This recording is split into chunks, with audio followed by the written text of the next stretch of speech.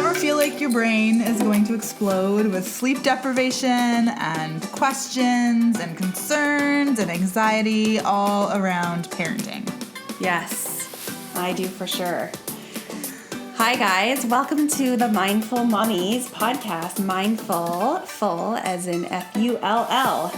I am Brianne Morissette. And I am Stina Martinez. And we are sisters-in-law, and combined we have 4 very busy boys.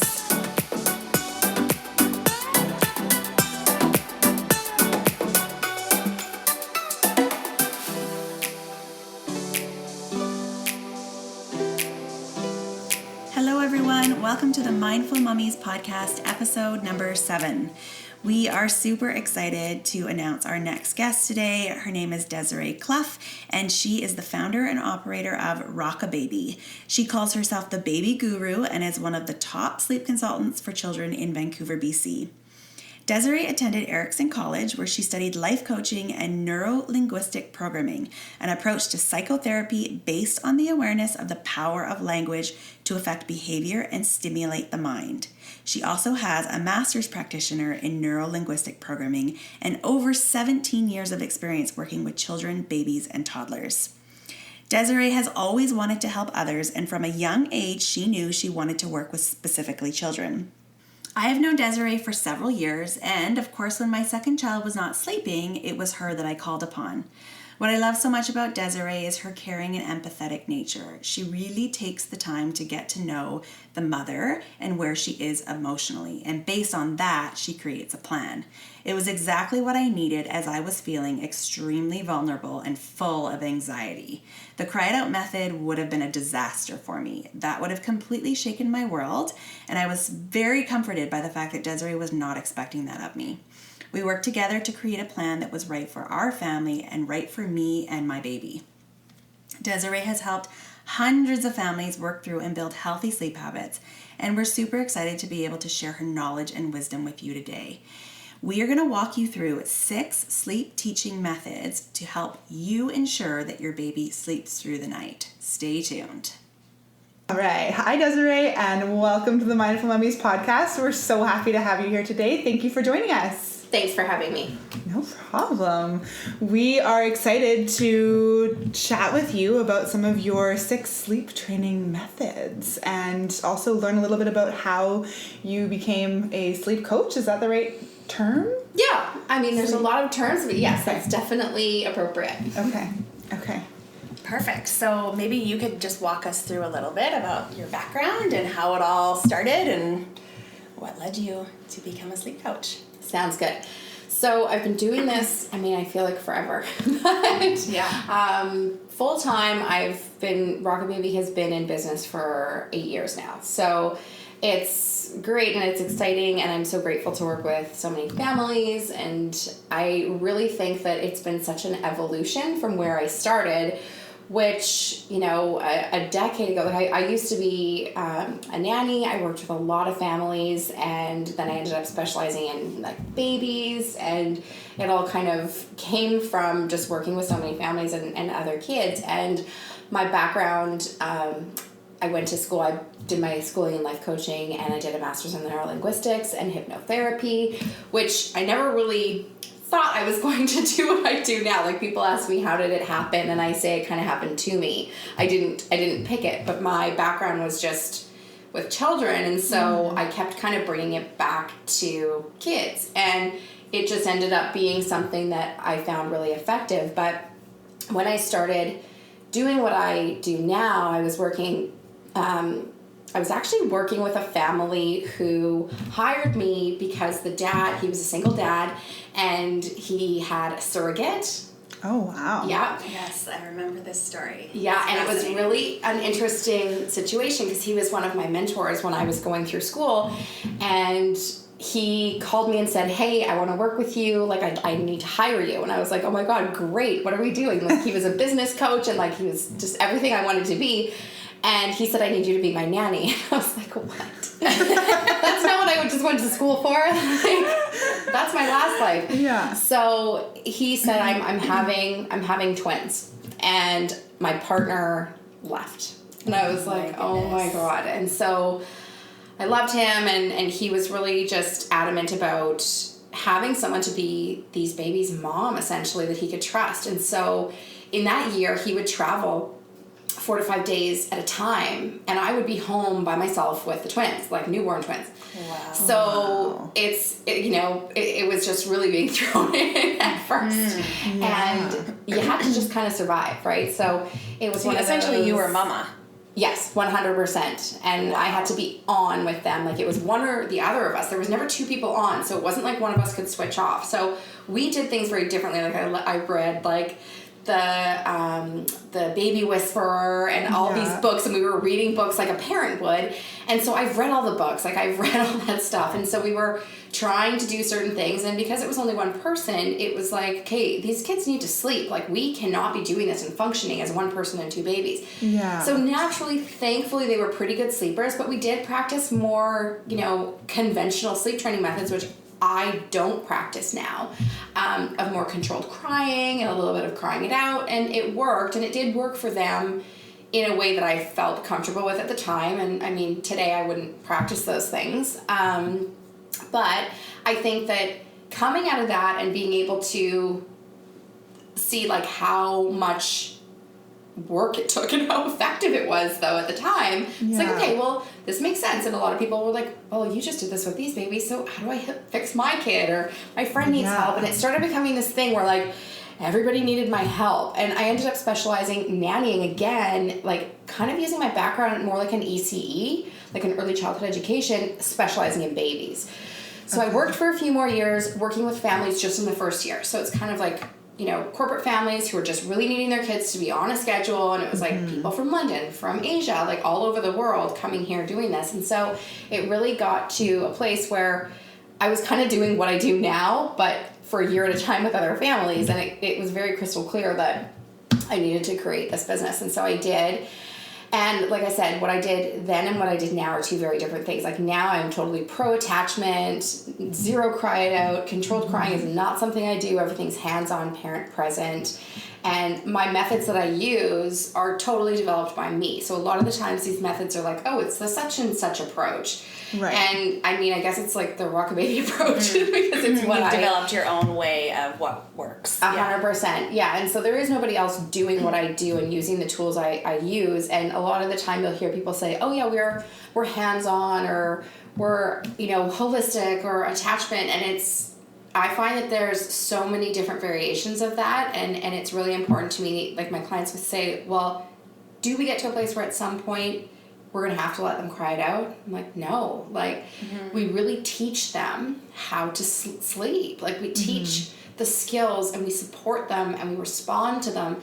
And we need to make sure that they feel comfortable and confident. And, Brie, I know with you, dealing with you guys with your process, you probably remember, like, there was a lot of step-by-step. Oh, yeah. You had to really, really walk me through it. Like, I needed to be mothered at the time. Like, I was a mess, and the whole cry it out thing would have destroyed me at the time. Yeah. It would have just ripped my world apart. Like, the thought of it's so funny because I think about it now and I think, oh God, like, get over it. Like, just, take the bull by the horns and make it happen. And I was not in that place. Like, I was not able to. I mean, yeah. But I think that that's also because, and I tell my clients this a lot, is where we start and where we finish are two very different places. And where we started with you, it was a place of the unknown. You had no idea what the process was going to look like. You had no idea. All you knew was like you were emotional, you were sleep deprived, your child is being emotional. You don't know how to not respond to him, of course, and that's a natural mother's instinct, is to respond, which it should be. The feelings were so much more intense then. Like, now when he cries in his crib, I'm like, okay, you're fine, like, you're okay. Whereas before, it was like, it would send this shockwave of emotion through me. Right. Yeah. And it was because I was just so full of anxiety and sleepless nights. Like, I just wasn't sleeping. Yeah. Well, so I wasn't in my right mind. Yeah. And you didn't have any tools to go, okay, when he does this, I'm going to do this. And know how to respond to him in a way that was super effective, but that you were still getting the results. And this is where I tell people all the time, I'm like, are you being effective? And that's a huge piece of what we do, is if you're not being effective, you need to stop doing what you're doing, you know? And even if it's just for a moment, like I ask my clients, because, you know, you can be rocking and bouncing and shushing and doing all the things, and they're screaming and they're not sleeping. And eventually we end up putting them down, and then we pick them back up and they're like, okay, thanks. Like, you're not always the solution, right? Yeah, right. Yeah. And taking a break is okay sometimes. And it's about, you know, and this is where the NLP stuff comes in, is everything I do is very sensory based. And this is for babies. So the NLP comes in for babies this way, because it's like, how do I touch you? When do I touch you? Why do I touch you? What do you like? What are you responding to? What aren't you responding to? When do I stop? Why do I stop? How do I come back in? And how do we redirect all of this? And I think that's where the science behind what I do really comes into play. And that's the effective piece, that there is nobody else doing that. And I see the ability to do so much more, and to do those things that everybody else says, oh, that's a bad habit, that's a crutch, that's a, you know, a problem. Well, I can't pat my baby to sleep forever, because that's going to be a crutch that requires me. And it's like, that's absolutely right, but there's a starting place, and the ability to move through the process of eliminating those things, but making them a helpful tool in the stages that we are going to use them, to get them confident and to have super happy, confident little sleepers that don't experience anxiety or stress the way they would if it was a cried out or controlled crying. We're supporting and teaching them. Right. Yeah. Yeah. I love that. Yeah, I just remember being like so sleep deprived and so desperate for anything, and reading all the books and then just like grasping at different things and trying all these different things, but nothing was working. Well, and you get for confused, the and long you start term. you get confused about it. Like, where do I start? Okay, now I have all this information. And everything is conflicting. Yes. Yes. Oh, yeah. Which is why I tell people, I'm like, hey, you've hired me, just listen to me. Yeah. But on the flip side of that, I have clients who will, you know, like the download that we're going to refer to today. It's like the PDF download on my website, these 6 tips. And people will say, oh, well, I downloaded your 6 tips and it says to do this, but you told me to do X. What should I do? I'm like, well, you're my client. Like, do the thing I told you to do, not the thing that my tips told you to do. Because as much as these tips are so helpful, you have to remember that every baby is different. This is general information, and it's every book, every article, every podcast, everything about here's what you should do, and nobody is ever really going to be able to say here's exactly what you should do for your baby, and I'm the expert on everything about your baby, and I've never met them and I don't know them. That's just nonsense, you know. And I think that that's where books really confuse people, and you get to a place where you're like, well, this isn't working for me, or this doesn't make sense for me, It doesn't feel right. it doesn't feel right. And that's where I got to with the whole idea of this controlled cry. I'm like, I know it works, but you're kind of forcing a square peg into a round hole, and it doesn't feel good. Something's wrong here. And all of the, you know, information behind that old school way of thinking, which is what I think it is completely, is from the 50s and then the 80s. Like, it's dated, you know, and pediatricians, doctors, all of these people are still saying to people, your only way is to let the baby cry it out. And it's so sad because, you know, much like so many other things, like, they're not trained in sleep. They're not trained in that area. And I work with one of the top pediatricians in Canada. And he has said to me, like, I hired you because you're the expert in what you do. I don't do this. You know, so knowing, like, a lot of experts know how to find the expert in their field because that's what they want to do. But some people just aren't humbled enough to go, hey, you know what, I'm going to outsource some help here. And I think that I don't know the answer to this. Right? Yeah. So when you're talking about crying it out, are you talking about just like leaving them indefinitely? Because I know that you, when we worked together, you did walk me through a process of like working me out of the room and leaving for a certain amount of time. Yes. And then going back in if need be. Right.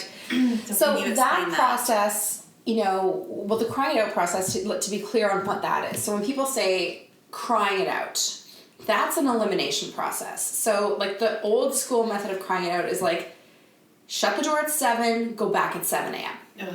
Don't go back in. It just makes me want to throw up. Makes you sick, yeah. Yeah.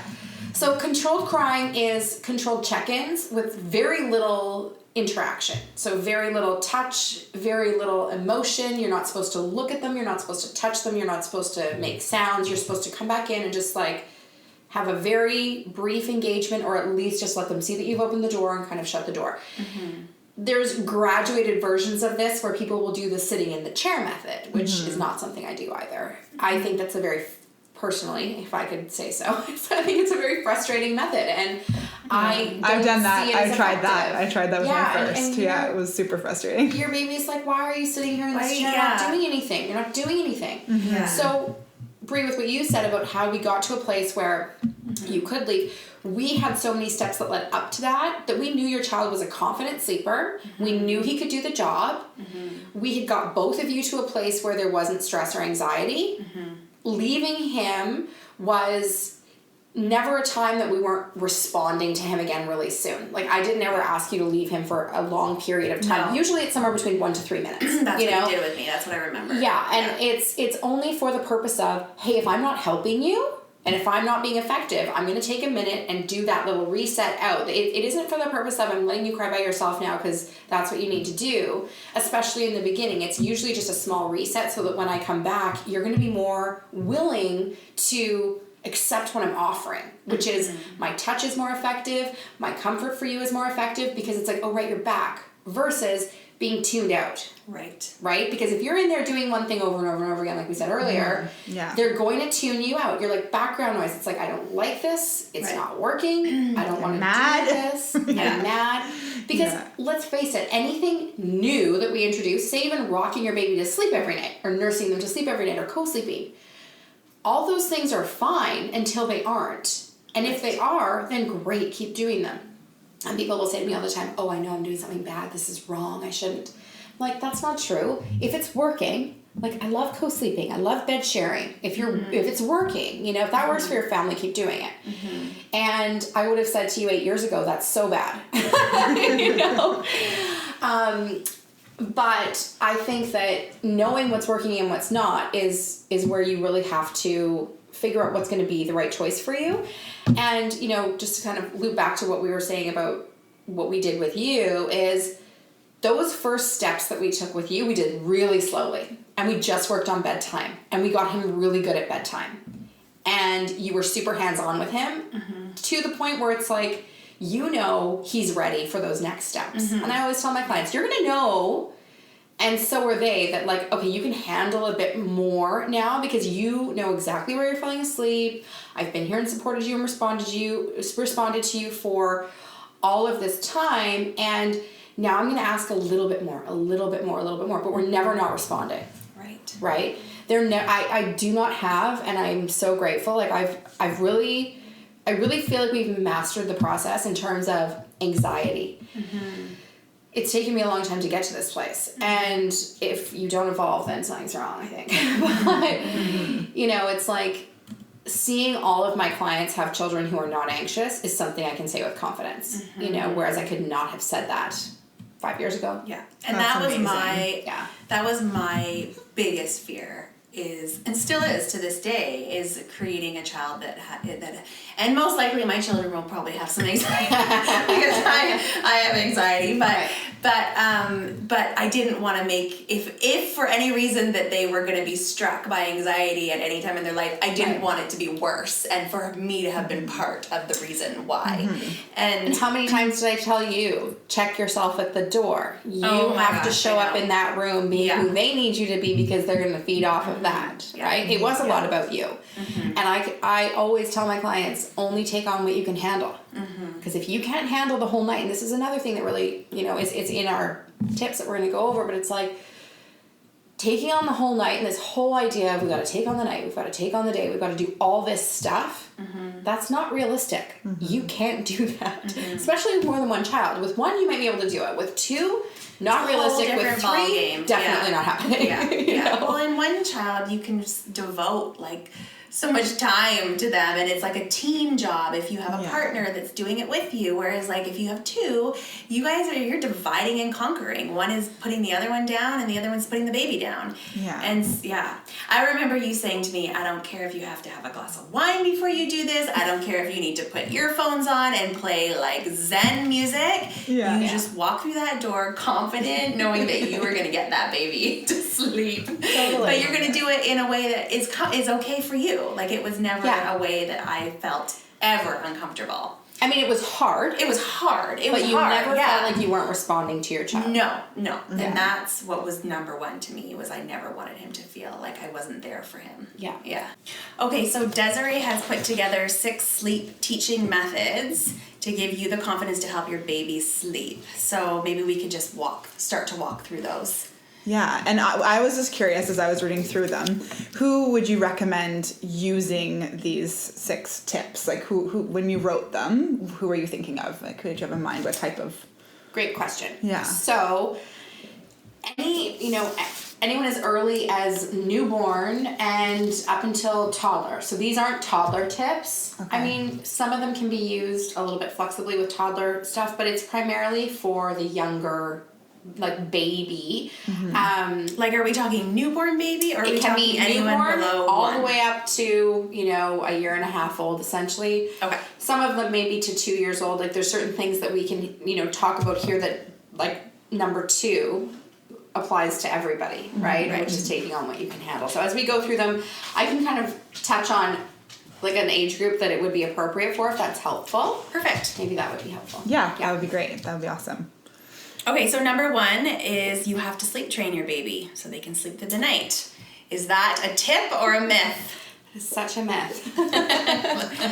So, I mean, some babies, you know what? Some babies are fundamentally good little sleepers. And if they're those babies, structure is everything for them. And there are some babies, like, I have a friend whose baby literally... My advice to her was, your baby can sleep, give him the space, like, you're in his way a little bit. I assure you, this is a child who can do those time check-ins. So, like, let's just be clear on, like, what controlled crying and crying it out versus the method that I use. Some babies do really well with some space. And they're ready. Knowing who those babies are is what is, your job to figure out, or my job to figure out. So understanding that, hey, you know what? This child can do controlled crying. I would say that 90% of kids are really not those kids. 90% of kids are kids who need responsiveness, total attachment, and to do a method that I'm doing. So very few of the children that I work with can handle that separation where it's like when you leave, they're actually happier. And when you give them the space and you give them that little bit of time to kind of fuss and settle it out, that they'll figure it all out on their own. Because I have some people who say, hey, you know what? I did the cry it out and it worked super well for me. I did it. It took 2 days. They cried for 5 minutes. I'm like, then that's okay. Not to confuse that there are some children I love that you touched on that. No. Because there are people that go like, what's the big deal? My baby cried for 5 minutes and it was over. Well, this is not for you guys. This is for the people that are really having a hard time. Yeah. And I think that, I have clients who, it's so funny, they'll be like, so my first was this, like, baby that was a dream, and I thought I had it all figured out. Right, yeah. And I was, like, ready to tell the world, like, how to fix all their problems. Of course, and then they're like, so my second came around, and we were, like, stalking you at Whole Foods, like, trying to get your number. No, literally. And I remember that, like when you're in that state, oh my gosh, you must get stalked, because people I remember my husband calling me like, did you talk to Desiree? Did you talk to Desiree? Did you talk to Desiree? I'd be like, not yet. She hasn't called yet. Oh yeah, people are like this. Oh yeah, my assistant was the same way. She's so funny. She at 6 weeks old, so she's a NICU nurse. So this is good. Like, it's me and her, and we're a team, and she's so great. And she's my assistant, and when you deal with me, you deal with me, but she's like the scheduling, all this stuff. And like at 6 weeks old, she's like, I need a full day package. I need you to come fix my life. Like, this isn't gonna work. I have to like give him back. Like, she was one of those people, an A-type personality who needs to schedule. So she was ready to do the cry it out, the whole, and I'm like, no. But, you know, she knew that wasn't right. And she's like, I just don't know what to do. And I'm supposed to do all these things. And I'm not supposed to do all these things. And I think it's really hard when you're a new mom to know what to do. So that's why these tips are here. So the cry it out method, I just wanted to be clear. Some babies, there's a very small few that it can work for. Otherwise, no. So sleep is a skill, and some babies are great at it and some aren't. And, you know, using tips like the ones here are going to help you, and I want you guys to feel as parents supported, not totally drained by this stuff. Like actually achievable steps to help improve just your day.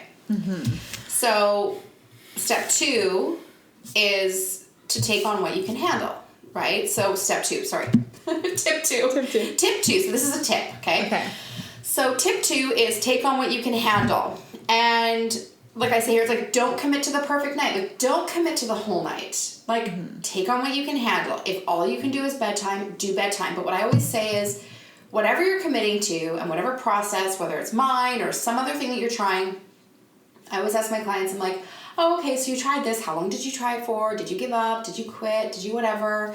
And they'll say, oh, yeah, we tried the cry it out. We did it for an hour and it didn't work, and so we quit. Well, what you've done when you quit after introducing a process is you're kind of teaching your baby, this is the method to get to the thing that I want. Right. So now it's a very stressful method to get to the thing that I want. You know? This is a super stressful process to come to your bed and co-sleep with you and get your boob and get the cuddles and get all the things that I really, really want. Exactly. So if you're going to commit, don't commit for the whole night. Don't commit for the whole day the next day. Like, this is what I tell all of my clients across the board. I'm like, I want you to do bedtime right now, because bedtime is something I know you can handle. There's an end. It's not 3 a.m. You can do this, you know? Yeah. And if they wake up 20 minutes later and you need to nurse them to sleep at that point, that's okay. Right. Okay. You are not going to screw up all the rest of the work that you did.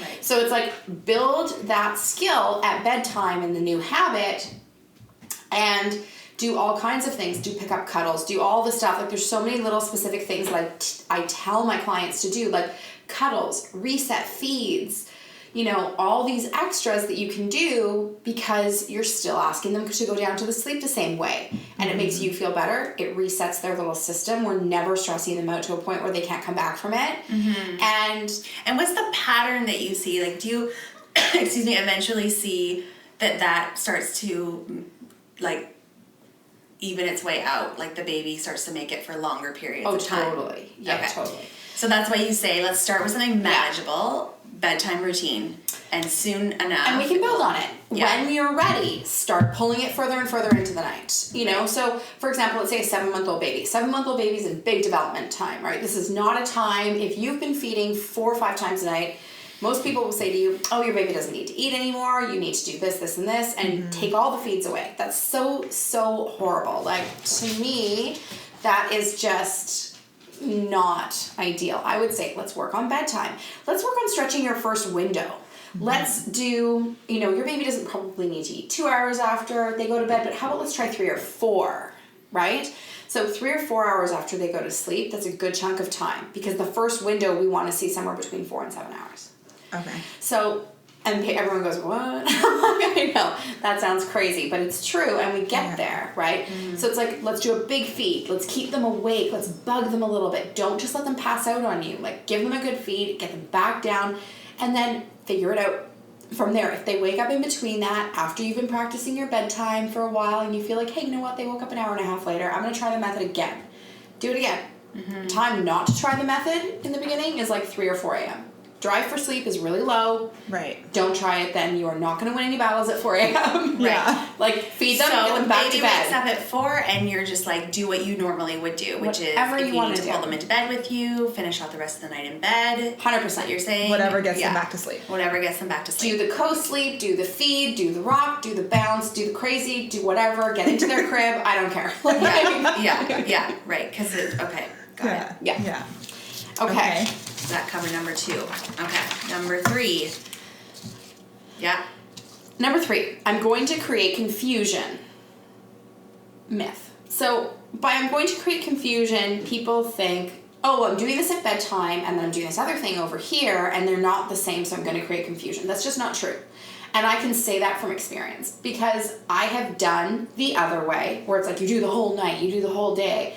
And I've come to this place of like, please take on bedtime and like be kind to yourself and do what you can handle. Mm-hmm. And it works. And we slowly build on it. And I can say this because it's like my own case study where it's like, the baby's confused if you quit halfway through and you've put them through that stress process. Right. If you're responding to them, okay, babies cry, babies get upset, they have their little emotions. We cry when we're crazy and we're like having a thing, right? Babies cry because it's like everything is crying. Like everything can be something that they can cry about. It can be tired, it can be, you know, wet, it can be I'm hungry, it can be all these different things. So our emotions and their emotions are very different at that age, right? Yeah. So equating our emotions to theirs isn't fair or true. Mm-hmm. So I always say to people, when we're introducing something new, we can expect them to go, hey, wait a second, this isn't my process. Isn't this a bad thing? Like, it's survival for them, especially in early months and before a year old. If they have a process that they're used to, that's what they know as their survival process, right? So if we change their survival process, that's a red flag for them. Mm-hmm. And they go, hey, wait a second, I'm used to falling asleep over here in your arms with a boob in my mouth, or in dad's arms while he rocks and sways me all over the place. But now I'm going to fall asleep here with you doing this like really nice, bouncy, rocky thing that feels good, but this is new for me. Mm-hmm. So your consistency there is what's going to go, oh, hey, this is also okay. This is also part of a new process. This is a new piece of our process that we do, but I'm still here for you and I'm never not going to respond to you, right? So there's the picking up, there's the rocking, there's the nursing, there's all these little resets that are involved when you're my one-on-one client. You get the real specifics around what that looks like. Mm-hmm. But creating confusion is if you start the process and end it with something that doesn't look the same. So say you start bedtime at 7, it's taking you an hour, and now they're just, frustrated, and you're like, I can't do this anymore, and I'm going to nurse you to sleep. They're like, why did I have to do that to get here? Okay. So you're switching the plan. Yeah, you're just backing out. You're teaching them a stress process versus completing it and going, oh, right, this is part of my process now. We do this too, and being consistent around that. Right. And I always say, if you're going to quit from the beginning. Mm-hmm. Right. So if they wake up in half an hour and you're like, hey, I'm going to pick you up and nurse you to sleep right now, you're not putting them through a stressful process. You're just giving it to them without even them asking for it. Right. Right. So that's where there isn't confusion. We're creating a skill over here and we're having no fight over here. So it's like once you're committed to introducing a new skill, whether it's mine or somebody else's, follow it through into completion so that we don't create that stress. That's my one hard rule, is if you're going to do this, and I will fire clients over this, if I'm like, you're creating a stress response. If you're not going to follow through because you can't handle it, I can't help you because we are going to create that stress in your baby in that way, right? Does that make sense? Yes, totally. You have to follow through. It's just like when you have to follow through when you're with behavior. Giving a consequence, If you're gonna set a consequence, like Marjorie on our last podcast said, if you're gonna make the threat, you better damn well follow through with it because that is that's just It's the same thing with teaching too in the classroom. If you say you're gonna do something, you have to do it, or they don't believe you next time. Right? 100%. Yeah. Okay. Awesome. Number 4. Were we done with number 3? We were done with number 3. Okay. Oh, I love this one. Naps on the go are not good quality. Total myth. So, honestly, this is one of those things where, again, I think this is really dated information. I think it's just so silly. It's not the world we live in. I see so many people who are like, I have to leave because I've got my nap schedule, and that's just not sustainable. It's not sustainable if you have more than one child. It's not sustainable for an enjoyable life. If you want to be that A-type personality who only wants to nap at home, that's fine, and that's also going to be okay. If that's what you're committed to and you want to do that, 100% I support that. You just need to know what that means, though. So, again, I'll reference my assistant, who is a total A-type personality. She's one of the head nurses in the NICU. She's got to be, right? So I literally had to teach her how to go for a stroller walk And she's like, sorry, what are we doing here? This isn't about sleep. I'm like, yes, this is a very important piece. I am teaching you how to relax, and we are going for a walk.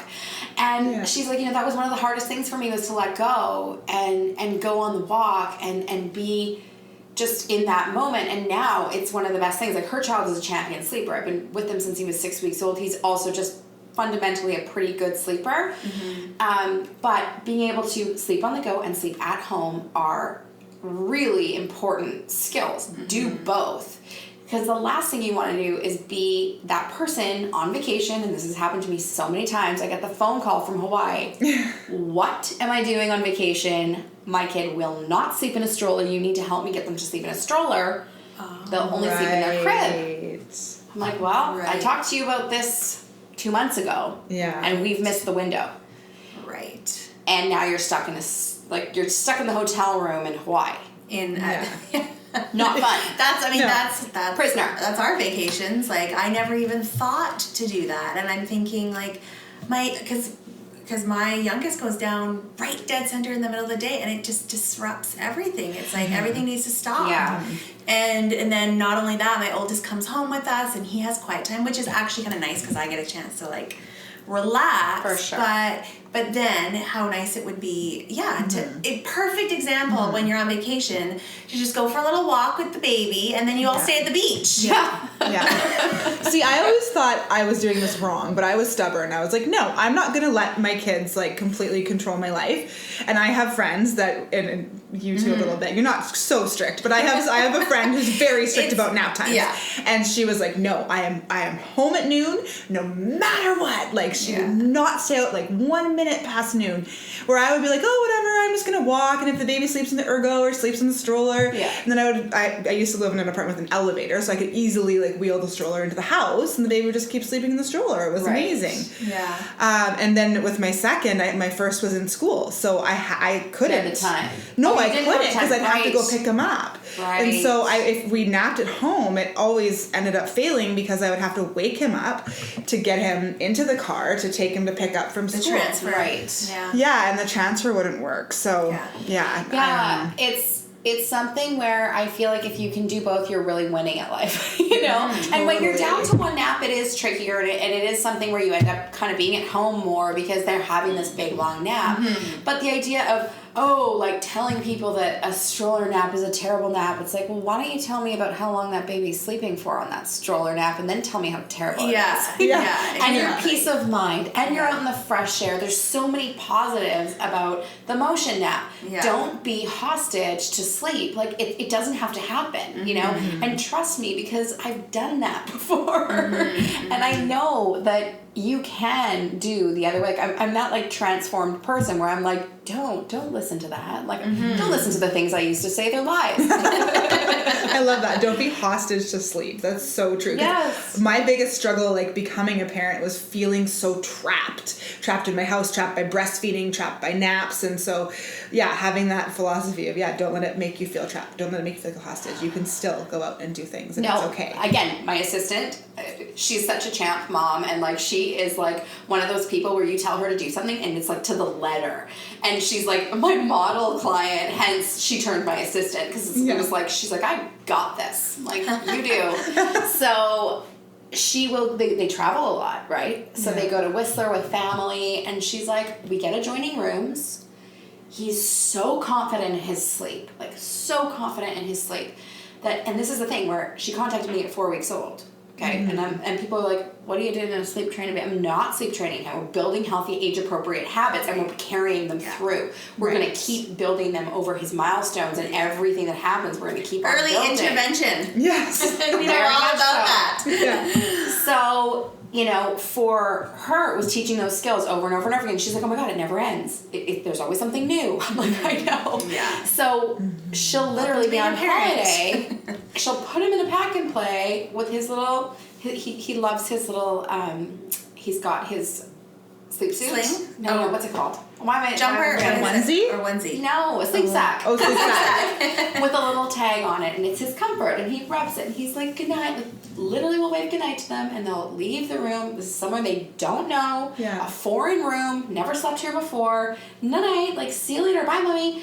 And they'll go into the adjoining room next door with their monitor and, like, enjoy their evening. Like, that's brilliant. living. Yeah. Brilliant. That is, like, living, right? Yeah. Like, planning holidays so that you can enjoy yourself. Your child is okay. You're not stressed out about it. Yes. And stroller naps. Go for it. Don't transfer. Yeah. Go. Yeah. Love it. Okay, go with your gut. Number 5. Yeah, this is a tip. So, again, the books, anything I'm saying, anything that doesn't resonate with you, it's not right. Like, it's just not right. There's a difference between being super hyper anxious and not being okay with anything, or listening to your intuition. And that was a lot of what triggered me to change the way I was doing things in the first place. Right? I really did not, it didn't resonate with me anymore doing things the way that were like those old school methods that was all really anybody talked about. Like when I started changing this whole way I did things, it was like revolutionary. Like nobody was doing like attachment sleep, and then now it's really like picked up, and people are like, oh, that makes sense. So I think that really listening to what you feel, like if your doctor says something, if your pediatrician says something, if your dentist, like anybody, your friends, your family, anybody, check in with yourself. Like don't listen to that. You don't need to just do that because it worked for somebody else. Like that's not going to work for you. Like you look at you as a person. You're not the same as your sibling. Yeah. What worked for you and what worked for your sibling are two very different things. And parents say that all the time. Well, I did this with my daughter, but it didn't work for my son, and I don't know why. Well, I do. They're two different people. Yeah. My brother and I could not be more polar opposite in every single way. And it's like, that's great. But, I was that kid who could sleep anywhere, do anything, be on the go, on the fly, and my brother needed structure and routine, and that's what worked for him. Right. Yeah. So listen to yourself. You know what's the answer versus, what someone else thinks they should instill on you. Yes. Even me. Absolutely. Yeah. No. Yeah. Mother's intuition. Definitely. Okay, number 6. Okay. Pyramid. So number 6 is the pyramid of importance. So I think this is a really nice thing to have like on your fridge. Oh. So this is why we created this. Is because it's a visual of something, and on the version we have, it looks like things are crossed out, but they're highlighted because we've printed it in black and white. But it's like when you download it, it's like a highlighted thing. Yeah. So if we look at daytime sleep as a pyramid, so this is all about daytime sleep, okay? And I say that it should help ease your mind, and it eliminates the anxiety that comes along with so much structure, which results in overwhelm for you and your baby, and it's never effective. So nap duration.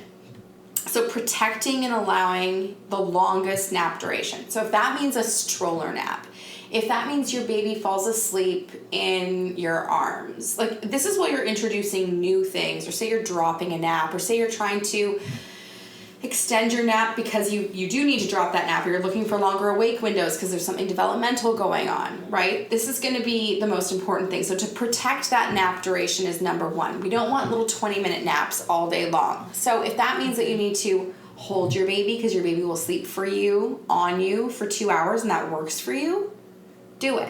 We want to train almost the duration of time that they need, because if we start to go, hey, we're training their duration of time, and their body starts to say, oh yeah, I need that hour and a half nap in the morning, then they're going to more likely do it when we ask them to do it in a different space, or with a new way, or with a desired process, right? Okay. So train the nap duration first. That's most important. Sorry to interrupt, but is napping one of the most crucial things to ensure that it's 100%. For a good nighttime sleep? For a good nighttime sleep. Is that where you're going? Yeah. Okay. So naps can be, when the night is off, I'm like, what's your day doing? Like when I'm talking to my clients on follow-up calls, I'm like, what's happening with your day? So today, for example, I was talking to a client who their baby's having like a 3 a.m. party. Like up at 3, happy, partying away, just having the best time, thinks life's great. And he's just giggling away, like doesn't need anything, just like the happiest little clam you've ever met. And then he's up at 5. So he'll party for an hour, he'll sleep for an hour, and then he's up at 5. He's hard to put to bed, but happy, like having a great time. This is an undertired baby. This is not something people talk about.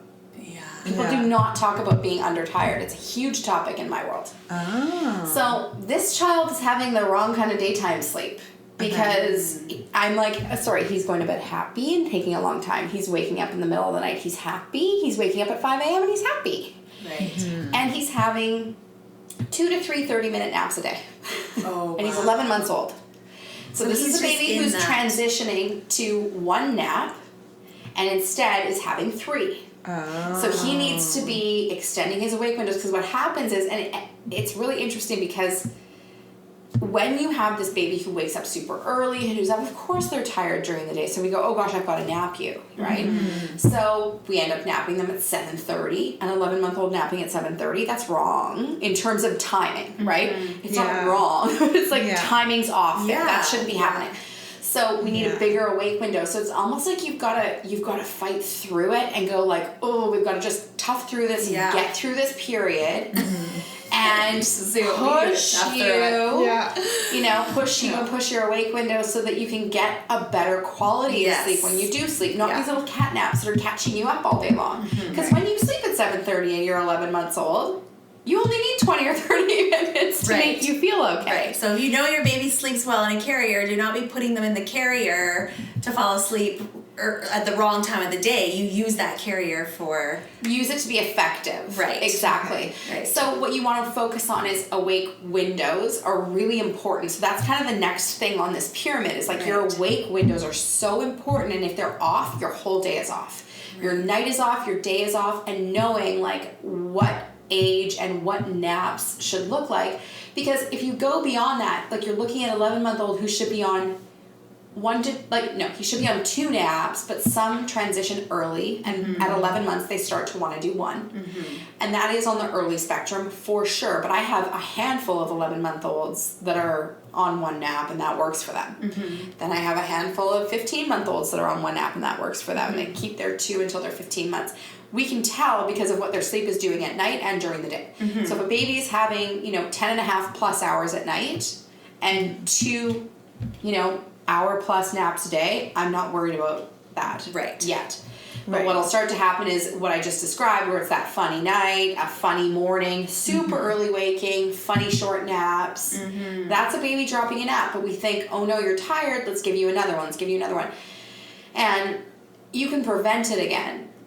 By like my clients, we're always in prevention mode. I don't like to fix things, I like to prevent things. Is ideal. People are like, when do I start working with you? I'm like, as soon as you are ready, because you want to be in prevention. So absolutely. You want to be going through it, and it's a long-term relationship. I have clients who I've worked with for 3 years because they're like, I just want to be in always like that next step, and like my assistant, her son is now 3. There's still stuff at 3 we work on, where it's behavior, potty training, or whatever it is.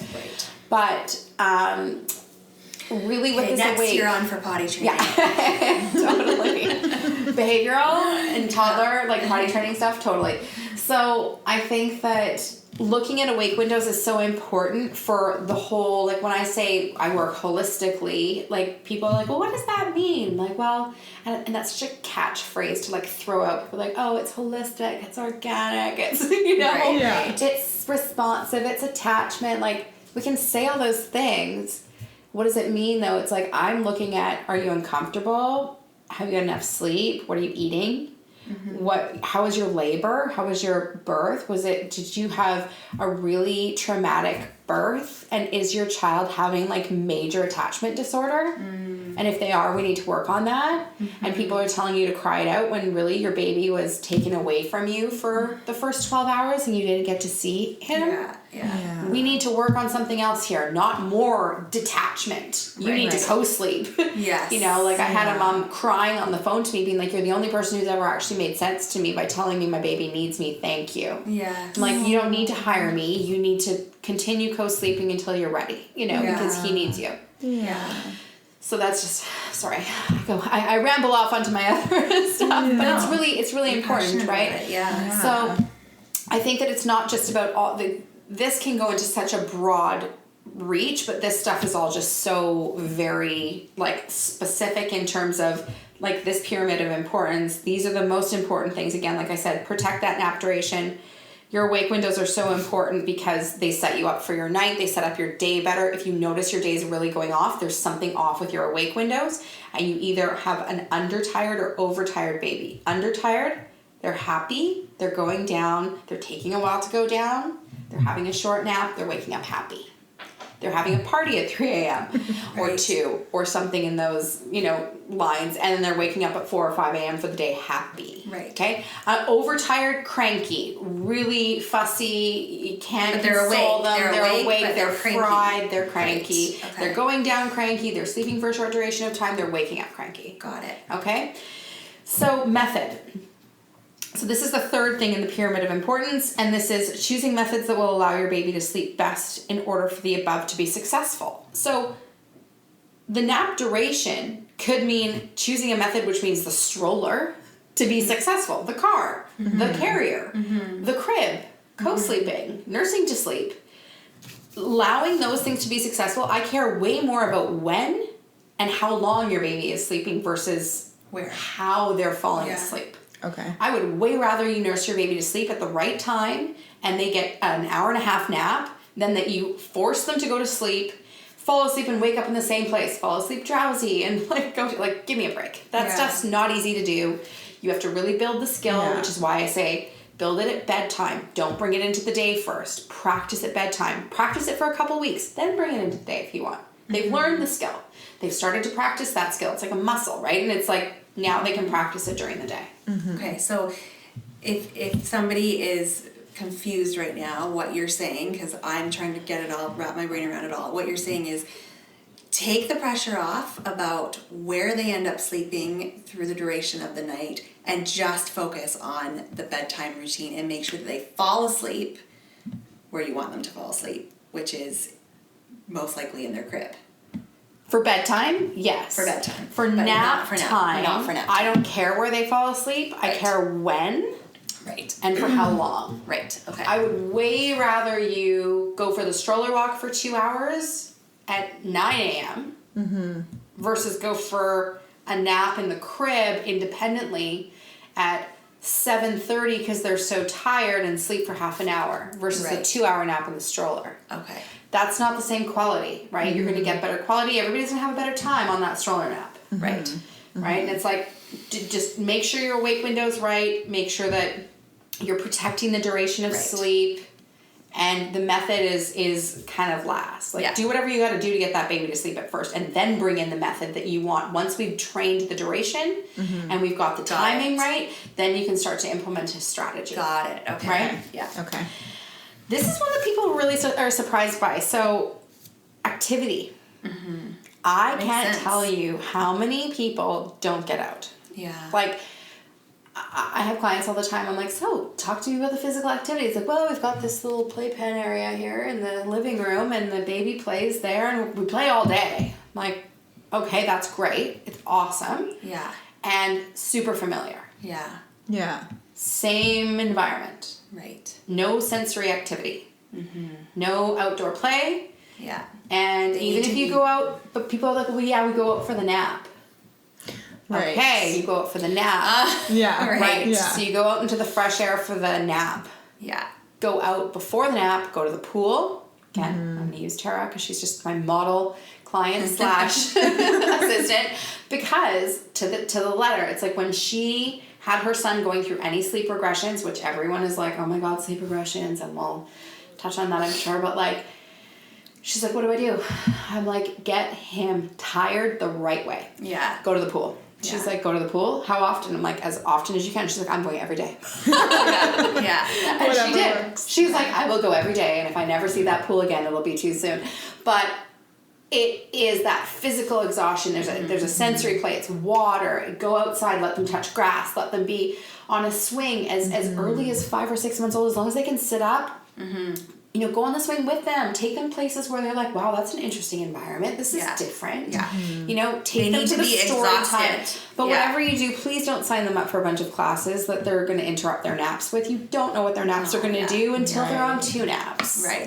Which is between 7 to 9 months. So up until 7 to 9 months, don't make class schedules. Just go to drop-in stuff. Yes. And there's so many things in the city that you can do. But even just going to a coffee shop or go for lunch and let them be like, wow, what's happening here? And let them just take in the scenery. But don't think that staying at home, again, it's this whole idea. And people who live in houses, I find tend to stay home. So my clients who live in big houses and have lots of space, I find they don't leave their house. Right. Yeah, people who live in condos are always out, which is great because there's a lot of condo living in Vancouver. But, it's like we're always out, we're always on the go. It needs to be something between 4 and 5 months, you've got to up that physical activity for your baby's brain to get tired. And their cognitive, emotional, physical, everything needs to be stimulated. Got it. It's good for your own mental health too, right? 100%. Yeah. Yes. Yeah.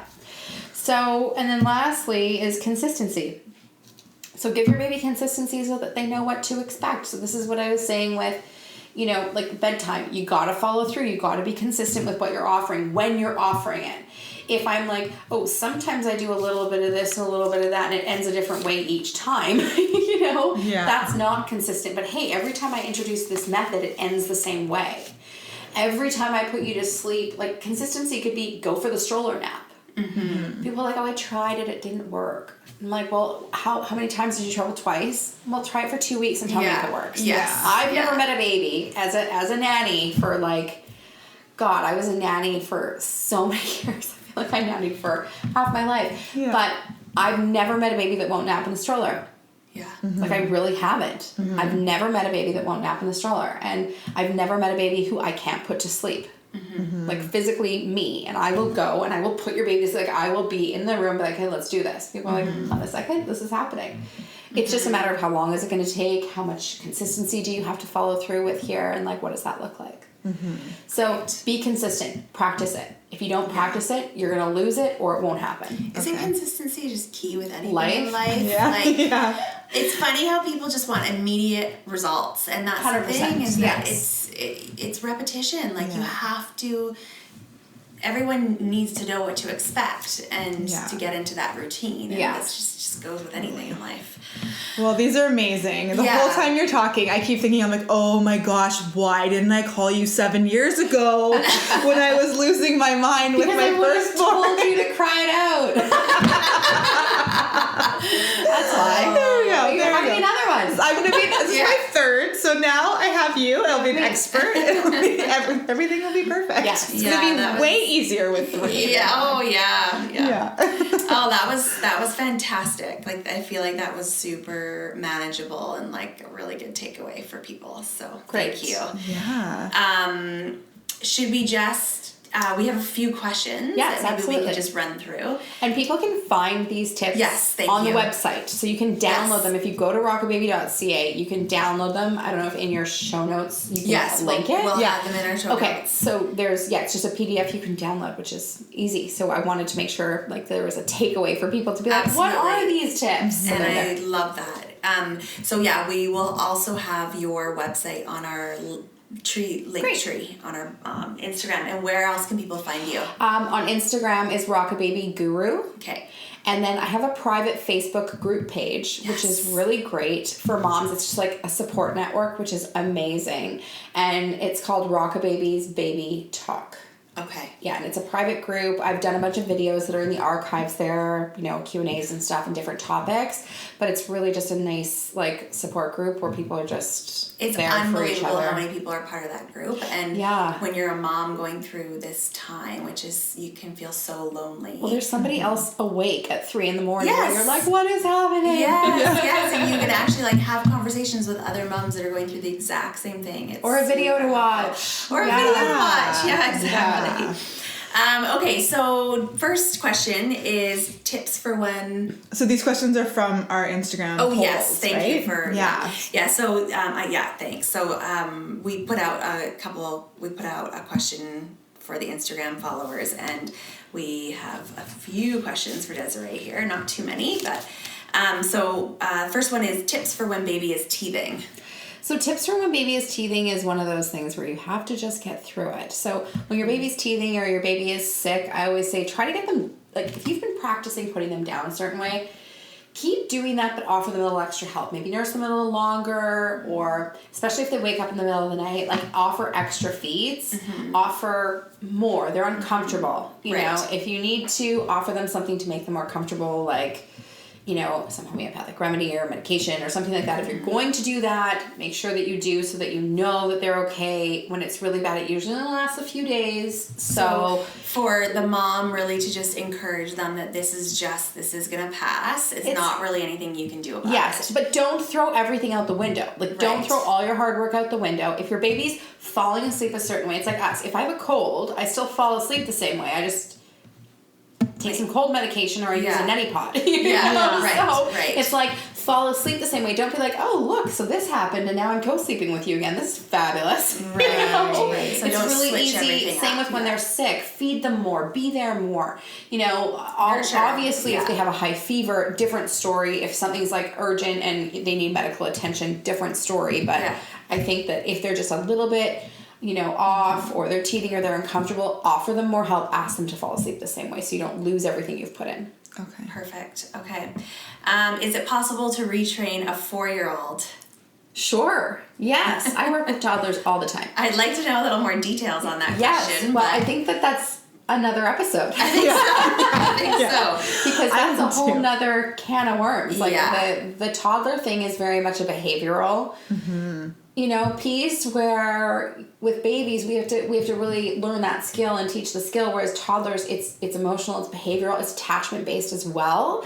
A lot of toddlers, when they're going to sleep, it's their ending point for attachment, and they know that, and it's like, I'm not going to see you again. And something that's, you know, a very small piece here that I find is so huge and helpful is like, I want to know what my day looks like tomorrow. I want to know when the next time I'm going to see people. I want to know what my schedule is like tomorrow. We should be talking to them about that. Yeah. We should be saying, hey, guess what? I'm going to go to sleep, and when I have a dream tonight, I'm going to think about you. And when am I going to see you next? We're going to do this in the morning. And if we go to sleep, you know, soon, then we're going to have time to do a quick puzzle or a story before we have, that, you know, really to go works somewhere. On my first. And I should start to do it with my second is talk to them about what they get to look forward to the next day. Yeah. And tomorrow you're going to go to, you know, daycare, and daddy's going to take you, and then after you're done, you know, school, then I'm going to pick you up, and then we're going to go do this. Like, give them, we want to know what's happening, and they can't really articulate that to us. Right. So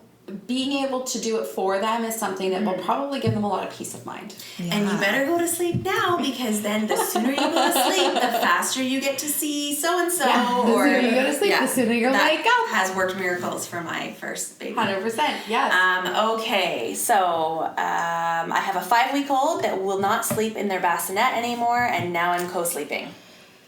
It's okay. Like, it's okay. And do it right now, because that's what they need. And give yourself a break. If this isn't what's working for you, so again, very much like my assistant, like she was like, I have to give him a soother. Like, oh my God, this is terrible. What am I doing? And I'm like, you need to give him a soother, and you need to bring him to bed. And that's what he needs right now. Yeah.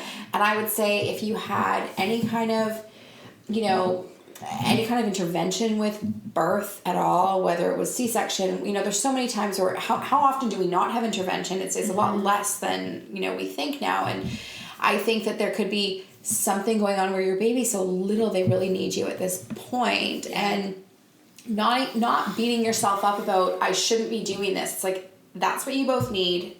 Let's do it. Get through this right now. It might just be a little growth spurt. It might be a little phase. Your baby might be a little bit uncomfortable. You might want to go see an osteopath. You might want to see a chiropractor. Your baby might not like lying flat on his back. It might be reflux. I had baby with reflux. There's a reason. Always, and again, I look at holistically. Is your baby screaming at a 10? Is your baby, you know, spitting up? Purple cry isn't normal. So people who say, here's your purple cry video, like, this is normal. It's not. No. That's not normal. It shouldn't be okay. It shouldn't be normalized. You should be able to know that your baby's uncomfortable and that's what's causing that. And it's all right to need help. You know what I mean? Yeah. And it's okay to need to go seek extra support for that versus just normalizing that that's what happens. I think that with more and more intervention, that ends up being the case. But I mean, I think that overall, it can usually be greatly subsided by some kind of intervention with an osteopath, massage therapy, chiropractor, doctor, with maybe ranitidine, like if you need that. Again, I'm not a doctor, I'm just saying, like, these are a lot of things I see. Yeah. And I can pick up a baby, and if a baby is stiff and arching and thrashing, I'm like, this baby's uncomfortable. We can't work with you until your baby's comfortable. So here's a list of things you need to do. Right. And there's, great chiropractors in Vancouver. There's two that I love that are like family chiros. If you feel like that's appropriate to share, then it's Dr. Jassel and Dr. Pelly on the North Shore. They're two really great family chiros. And baby chiropractors and family and adult chiropractors, they're very different. It's just like testing a fruit for ripeness, like very gentle, super gentle, no cracking or anything. No, it's super gentle. And I've had people who are like, I'm so not into this, but like my baby won't latch or this or that's happening, and it's like night and day, and oh, look, all of a sudden my baby's latching, my baby's this, and it's like you see the difference, and you just have to be open to wanting that shift. And if you're open to it, that's just not stuff that's given out there. And that's again where I say I look at holistically, like, this baby's uncomfortable, this isn't a sleep issue, this is discomfort. Right? So I know how to read that at this point in where I'm at. Okay. Yeah.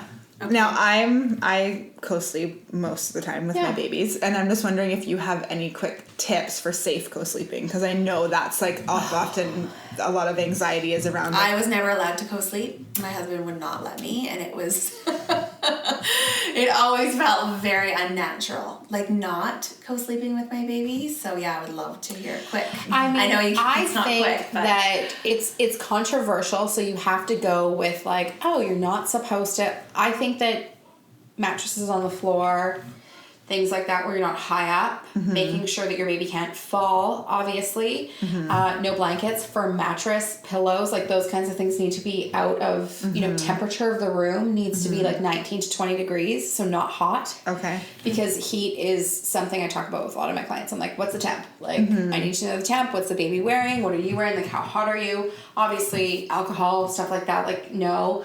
And just... there's a certain way that you can, with newborns, it's like you're supposed to lie a certain way with them in your arm a certain way. And I'm not sure how many people really do that. Yeah. So knowing that you have enough space, so say if your partner's a really heavy sleeper and they don't wake up easily, like your partner needs to leave the bed, unfortunately. Or you move over, you block them completely, and you have, maybe one of those mesh little side rails so that they can't fall. Or, I think that would be much safer than putting the bed up against a wall, because if it's up against a wall, they can kind of make contact. Right. Yeah. Right. We bought one of those little mesh side rails. Yes. Yeah. Yes. Yeah. And I think that having, I can't tell you how many clients of mine are like, we co-slept and then our baby fell off the bed. And they're like, so we needed to hire you because our baby fell off the bed. I'm like, ooh, okay. Okay, that's scary. Yeah, especially when they just start to roll, because you don't. No. Like pillows around them at that point, also not safe. Yeah. So. Yeah. Okay, awesome. Just wanted to touch on that. Okay, 2 more questions. When will they drop naps? So dropping naps happens at very different times. I mean, it's at 4 months is when people say like, oh, the first sleep progression. It's a progression. I always say it's like they're developmentally, advancing, and this is where you're not going backwards, but things that they used to notice, they are not notice, I should say, they now are very aware of. Right. So things like, shorter naps start to happen, like what I was describing before, those little 20-minute naps, right? So those little 20-minute naps start to happen. You're going to either see it, and every baby's a bit different. So dropping from those like newborn stages into like specific naps, I'd say between 4 and 5 months, they should be on 3 naps. Okay. And then between 7 to 9 months, 2 naps. Okay. And then between like as early as 11 to like 15 months, 1 nap. Okay. Yeah. But it's a process, and usually it takes, about 3 to 4 weeks to fully transition out of it. You know, you can't just be like, oh, today we're on 2.5 and yesterday we were on 3. Yeah. You'll have days where some days you are, some days you aren't, until you fully expand your awake windows enough that they all fade out and come together in the appropriate time. Right. Yeah. Okay.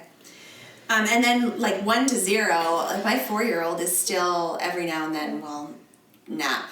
Right. So that's kind of... Oh, yeah. My 7-year-old, he napped until he was 5. Yeah. No problem. I think that's really dependent on the child. Yeah. You know, I really do. I think that what ends up happening is like you sort of see that fading out, but like what you just said, like you'll see them from time to time. I think between 2 and 3 is quite common, but then you'll still see naps here and there. You know, closer to 3, hopefully. Car naps. Yeah. Okay, number 5, the last one, sleep regression.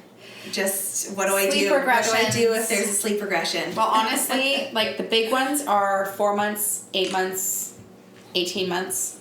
Those are really big ones. And again, huge development going on. So get outside. Go do that physical activity. Like get them tired the right way. And just get through it and know it sucks. Like it just totally sucks. Yeah. So get them as tired as you can and then get through it so that you can just survive as best as possible. Right. Because it's just a time. It's going to happen. Try not to unravel. Yeah. It's not going to last forever. It's not. And so try not to unravel all your good work. Try to really stay true to like your time that you've put in and all the stuff that you've done, right? Like don't let this put you into a place where you're doing those things that you didn't want to do or that didn't work for you before that are now just like survival. And if you do, know that you'll have to get back on track. Yes. Yeah. It's okay. Yes. Yeah. Oh, well, that was so fantastic, Desiree. Thank you so much. Thank you. Maybe just we'll do our final. We'll do our little game that we have. Yes, I think. But now I'm talking to you. I'm like, I think you've already answered all these, but this is still fun. Let's do it. Okay, so the rules are you can only say yes or no. Okay. Although you might need to elaborate a little here and there. Okay, ready? Yes. Co-sleeping. Yes. Screen time before bed. No. Night lights. For toddlers. Bottles in bed. For toddlers. Breastfeeding to fall asleep. Yes. Sleep sacks. Yes. Soothers. Yes. Sound machine. Yes. A blankie or a stuffed animal. A lovey. Yes. So a comfort object. Yeah. Yes. So I'm going to elaborate on this one because it's a safety thing.